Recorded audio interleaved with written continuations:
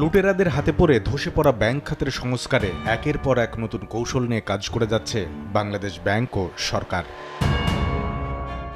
এরই অংশ হিসেবে কয়েকদিন আগে সুদের হার বাড়ানোর পাশাপাশি বুধবার কেন্দ্রীয় ব্যাংকের পক্ষ থেকে জানানো হয়েছে দুর্বল হয়ে পড়া 4টি ব্যাংকে গ্রাহকের আস্থা ফেরাতে 945 কোটি টাকা তারল্য সহায়তা নিয়ে পাশে দাঁড়িয়েছে দেশের সবল 5 ব্যাংক।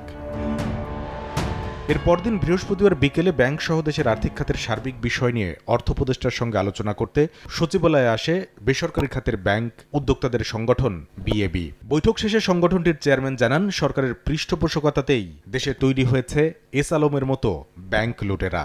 এটা সৃষ্টি হওয়ার জন্য সাহায্য করা হয়েছে, বুঝছেন তো?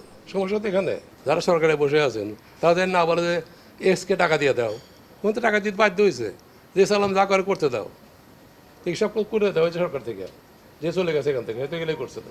এই সময় ব্যাংকের টাকা লুট করে যারা পালিয়েছেন বিদেশে তাদের সশরীরে হাজির করে বিচারেরও দাবি জানান তিনি।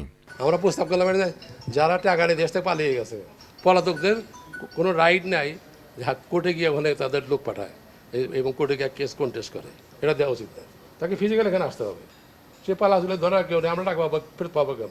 পরে অর্থ উপদেষ্টা জানান, তারল্য সংকট দূর করা সহ ব্যাংক খাতের সংস্কারে যেমন নিশ্চিত করা হবে বিএবির অংশগ্রহণ, তেমনি তারা যেন ঋণ দেওয়ার ক্ষেত্রে আগের মতো ভুল না করে দেয়া হয়েছে সেই পরামর্শ।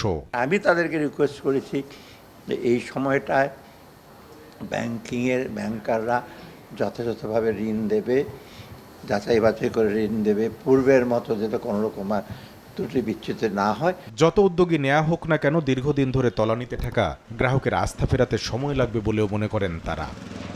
কামরুল হাসান সবুজ, সময় সংবাদ, ঢাকা।